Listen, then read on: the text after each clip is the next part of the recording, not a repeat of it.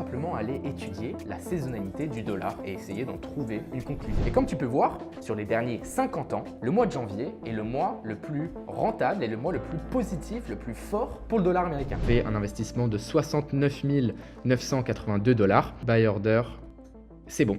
Je suis dans ma position, je viens d'investir 70 000 $ juste sous tes yeux. Et comme tu sais, j'ai encore 30 000 $ à investir. Alors on est aujourd'hui le 22 février, donc le trade, l'investissement de saisonnalité que je t'ai présenté et que j'ai exécuté devant tes yeux avec une somme de 100 000 $ est venu à sa fin le 18 février. Et donc dans cette vidéo, je vais te montrer premièrement l'outcome de cette période et le comparer aux statistiques qu'on a pu étudier et évidemment les raisons pour lesquelles j'avais investi dans le platine pendant cette période-là. Donc on va voir les résultats de ça et je vais aussi tout simplement te montrer qu'est-ce que je fais actuellement. Est-ce que j'ai clôturé mes positions sur le platine? Est-ce que je les laisse durer? Est-ce que je trade mes stops, comment je compte manager ça. Et je tiens aussi à dire que cet investissement, cette position, je la vois surtout comme quelque chose d'éducatif, éducationnel, dans le sens où j'ai pu te montrer le avant, le pourquoi, j'ai pu te montrer l'exécution, j'ai pu te montrer le pendant. Là, je te montre justement le après, ce que je compte faire. Donc, je trouve ça intéressant justement que tu puisses voir quelqu'un qui exécute ce qu'il dit réellement et qui, encore une fois, te partage les outcomes, qu'ils soient positifs ou qu'ils soient négatifs. Donc, sur ce, allons voir tout de suite.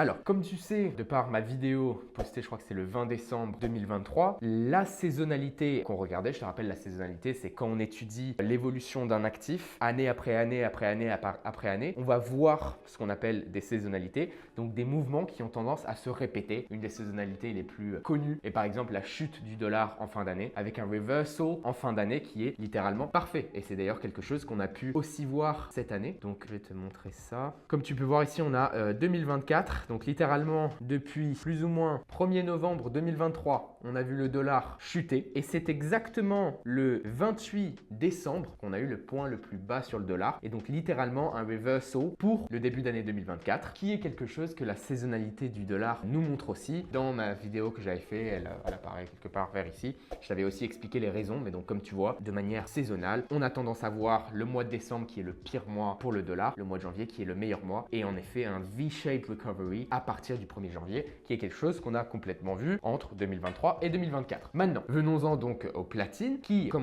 on l'avait vu, ce que j'avais pu étudier, c'était cette saisonnalité entre le 21 décembre, 20 décembre, jusqu'au 18 février, qui, encore une fois, a tendance à être extrêmement positive. Et si on regarde sur les dernières 37 années, on voit bien qu'il y a eu 28 années positives et seulement 9 années négatives. Donc, ce qui nous donne un win rate sur cette période de 75%, avec un retour moyen à 6,44%. Maintenant, qu'est-ce que je t'avais expliqué dans la vidéo précédente sur la saisonnalité? C'est que quand on voit ce genre de statistiques, évidemment, on a plus de probabilité de gain à acheter pendant cette période qu'à vendre. Cependant, ça reste des probabilités. Et c'est pour ça que je suis d'ailleurs un petit peu content que je puisse te montrer ça, parce que encore une fois, trop de traders vont mettre de côté les statistiques et les probabilités en se disant « Ah bah, cette opportunité, elle est sûre, par exemple, parce qu'il y a 90% de chances que ça arrive. » Mais les traders oublient ces 10% de chances où ça n'arrive pas. Et c'est pourquoi les traders qui restent dans le game, les traders professionnels, sont des personnes qui ont une bonne gestion de risque et qui ne font pas des tapis, et je le dis tout le temps, mais un trader professionnel, c'est pas un trader qui fait des home runs tout le temps, c'est un trader qui fait jamais n'importe quoi ou qui fait jamais une boulette rédhibitoire. Donc, pour venir sur le platine, dans la vidéo précédente, les probabilités étaient plus sur les 85%. Pourquoi? Parce que là, on prend en compte l'année 2023-2024, qui cette fois-ci, la saisonnalité n'a juste pas marché. Comme tu peux le voir, donc depuis les dernières 37 années, depuis 1987, on a eu donc seulement un total de 9 années négatives. Et sur ces 9 années négatives, on peut voir que l'année dernière, 2022, ça avait été une année négative, mais cette année aussi. Donc, mon trade de saisonnalité, mon investissement de saisonnalité entre le 20 et le 18 février n'a pas abouti à un gain et donc n'est pas rentré dans la probabilité la plus haute de faire un profit, mais plutôt dans la probabilité la plus basse. J'ai donc pris une perte latente, et donc tu verras pourquoi latente, de moins 6,51% sur cette période. Sur mon Telegram, je t'avais d'ailleurs partagé au moment de mes exécutions pour investir, injecter ces 100 000 $ sur le marché du platine. Je t'avais montré littéralement les 3 exécutions que j'avais pu faire pour un total de 100 000 $ injectés. Donc tu peux d'ailleurs voir ma position juste ici. Donc comme tu peux voir avec un cost basis, donc ce que ça m'a coûté, un total de 100 000 $ avec mon average price. Je te rappelle que pour investir dans platine, j'avais décidé d'investir indirectement techniquement dans le platine par PHPT. De la même manière, je t'invite à aller checker mon Telegram complètement gratuit sous cette vidéo où il y a la vidéo d'exécution des 100 000 $ et je t'explique pourquoi PHPT et non pas un CFD platine ou peu importe. Mais donc, comme tu peux voir au moment où je suis en train de faire cette vidéo, donc le jeudi 22 février, la position qui m'a coûté 100 000 $ est toujours en cours avec une perte latente de moins 6,44% et un unrealized P&L, donc une perte latente sèche de moins 6 451 $. Maintenant, est-ce que c'est une perte qui vient me chambouler? Est-ce que c'est une perte qui me met mal à l'aise? Absolument pas. Pourquoi? Parce que c'était un risque que j'avais calculé. Et donc, on va retourner voir le platine. Voilà la période entre le 20 décembre et le 18 février.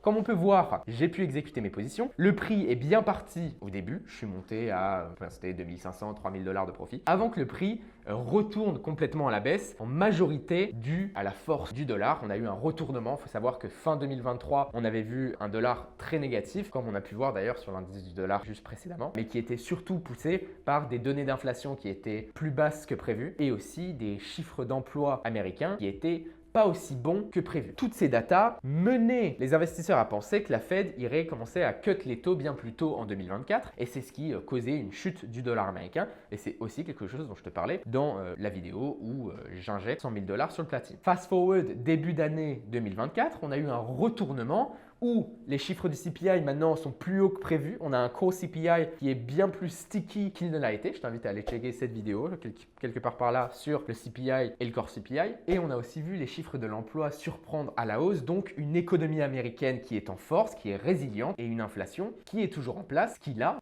finalement, forcerait la Fed à pas commencer à cut les taux tout de suite et finalement les attentes de taux d'intérêt futurs par les investisseurs a augmenté. Donc les US 10-year yields ont augmenté, le dollar a augmenté et donc la valeur du platine qui est cotée en dollars, elle évidemment a chuté de par cette force du dollar. Bref, j'ai quand même voulu garder mes positions parce que comme je t'expliquais, je voulais vraiment te faire un showcase de ce qui est dit, la théorie et la pratique en action. On avait vu, de par nos saisonnalités, qu'en gros, le range, c'était entre moins 3,8% et moins 8% si on avait une perte. Donc, moi, mon risque, en gros, sur cette position, je voulais qu'il soit d'environ 8%. Donc, soit une perte de 8 000 $, c'est quelque chose avec lequel je suis confortable. Finalement, on a bien fini en négatif, au-dessus, à moins 6,5%. Donc encore une fois, ma gestion de risque a été bien respectée. Et même si on est tombé dans les 20% de chances où le platine ne performe pas pendant cette période, ce n'est pas un problème parce que ma gestion de risque était bonne et je ne suis pas allé all-in en me disant « Attends, mais j'ai 80% de chance de prendre un billet sur cette position et donc je vais aller all-in et je vais potentiellement faire 9%, 11%. Si je mets 1 million, je vais prendre 110 000 balles. » Non, il ne faut pas penser à combien tu vas potentiellement gagner, mais combien tu peux potentiellement perdre. Alors maintenant, la question que j'ai dû me poser, c'est que faire de mes positions sur le platine? Est-ce que je les clôture donc le 18 février, donc il y a 4 jours, ou aujourd'hui disons, ou alors est-ce que je les laisse tourner? Je rappelle que ce n'est pas une position avec un effet de levier, c'est une position cash, donc le risque n'est pas plus important que ma position en elle-même. C'est quelque chose à noter. Donc ce que j'ai voulu faire, c'est tout simplement étudier la période qui venait après le 18 février et surtout étudier la période d'après qui vient quand la période du 20 décembre au 18 février était négative. Donc comme tu sais, les périodes qui étaient négatives, c'était 1987, 90, 94, 96, 2000, 2014, 2022 et la perte latente que je me suis prise 2023. Maintenant, allons voir ce qui s'est passé donc de manière saisonnale entre le 18 février et le 18 avril, donc les 2 mois qui ont suivi. Donc on peut voir qu'en termes de saisonnalité, c'est plus ou moins 50-50, même si on a tendance à voir des gains sur cette période, mais ce n'est pas réellement ce qui m'intéresse dans sa globalité. Ce qui m'intéresse, c'est cette corrélation entre les années négatives et ce qui a suivi. Donc on va aller voir ça tout de suite ensemble. Donc comme tu vois, la saisonnalité du platine sur les 37 dernières années, 8 années négatives, 29 années positives comme on sait. Les années négatives, 87, 90, 94, 96, 2000, 2014, 2022, 2023. Ici, je t'ai mis les performances négatives qu'on a pu voir et juste ici, je t'ai donc mis ce qu'il s'est passé à la suite de ces pertes. Donc juste ici, je te l'ai décrit, c'est-à-dire la saisonnalité du 18 février au 18 avril après que la saisonnalité du 20 décembre au 18 février ait été négative, ce qui a donc été le cas de ces 8 années. On peut voir qu'en 1987, quand la période qu'on a pu étudier dans laquelle j'ai pu investir sur le platine avait terminé à moins 6,91%, on a suivi avec les 2 mois suivants pour un profit total de 17,30%. une correction haussière bien importante. De la même manière, 1990, quand on a terminé en négatif, les 2 mois suivants, on a terminé en positif, 3,97. Cette fois-ci, négatif. 1994, on a terminé en négatif. La période qui a suivi, de nouveau, plus 10,6%. 1996, négatif, plus 1,56%. Etc., etc. On a juste 2014 où on a eu une perte de 1,26% pendant la période du 20 décembre au 18 février et on a suivi avec une nouvelle période de perte à moins 1,58%, donc aucune perte dramatique non plus. Et si on étudie 2022, qui d'ailleurs 2022, on va aller le checker ensemble, mais comme tu peux voir, le price action qu'on a pu voir en 2023-2024, c'était à partir du 20 février jusqu'au 18 avril, on a vu le platine commencer à pump, puis complètement renverser, partir à la baisse et terminer plus ou moins à moins 6,5%. Si on regarde 2022-2023, ce qu'on a vu est très similaire, c'est-à-dire qu'on a vu le platine partir à la hausse, puis début d'année 2023, un renversement pour finalement terminer à moins 8,39%. Et là, de la même manière, que s'en est-il suivi pendant la période des 2 mois suivants? On va aller le voir. Et donc, comme tu vois, entre le 20 février 2023, pas 18 parce que ça devait être un week-end, et le 18 avril 2023, on a vu un profit total de 17,82%. Donc 2022, price action très similaire à cette année. On a terminé à moins 8,39 avec les 2 mois qui ont suivi à plus 17,82. Ce qui nous mène donc à 2023, où j'ai donc pu avoir un unrealized loss de moins 6,51%, soit environ moins 6 500 $ que j'ai pu te montrer. Et donc vient la question, que va-t-il se passer pour les 2 mois suivants? On a donc, de par ces datas, un minimum à moins 1,58, maximum 17,82, moyenne à 7,17% sur les 2 mois qui suivent et une médiane à 3,97. On peut d'ailleurs le regarder comme ça, c'est-à-dire superposé, et on voit en effet cette corrélation. On voit l'année 87 négative suivie par les 2 mois positives. Ici la même chose, ici la même chose, ici la même chose. Je pense que tu vois cette corrélation. Donc les probabilités qu'on voit entre le 18 février et le 18 avril, une période positive pour le platine, est évidemment importante de par l'étude qu'on vient juste de faire ensemble à la suite d'une année 2023-2024 négative. Donc, on devrait s'attendre à une petite période positive dans les 2 mois qui arrivent et c'est pourquoi je vais extend et je vais donc continuer à tenir cette position jusqu'au 18 avril 2024 où, de nouveau, je vais te faire une vidéo récap et une vidéo update de cette position. Et à ce moment-là, je vais aussi rajouter quelque chose qui est le coût d'opportunité. Certaines personnes vont oublier parce qu'il ne faut pas oublier que l'investissement de 100 000 $ que je fais sur le platine, c'est donc de l'argent qui est bloqué que je ne peux pas avoir ailleurs. Sur d'autres investissements qui auraient pu me rapporter de l'argent ou alors même sur des taux fixes qui auraient pu me donner un rendement. J'ai aussi calculé tout simplement la saisonnalité entre le 20 décembre et le 18 avril pour les 37 dernières années, tout simplement pour voir si le fait de tenir ma position plus longtemps irait augmenter mon risque. Parce que je te rappelle, le plus important pour moi, c'est ma gestion de risque. C'est pas combien je peux potentiellement gagner, c'est combien est-ce que je peux potentiellement perdre. Et on voit que sur cette période-là, donc entre le 20-12 et le 18-04, on a à nouveau 28 gains avec 8 pertes. 8 pertes à une moyenne de moins 4,66%, qui est donc plus haute que les moins 6,5% qu'on a actuellement et une chute maximale qui était à moins 7,58% entre 2012 et 2013 si on ignore la petite partie Covid qui, de manière générale, si on regarde tous les chiffres financiers, que ce soit économique ou valorisation d'actifs, viennent un petit peu fausser les résultats. Donc ça reste et ça respecte mon risque de 8% sur ma position. Donc comme je te dis,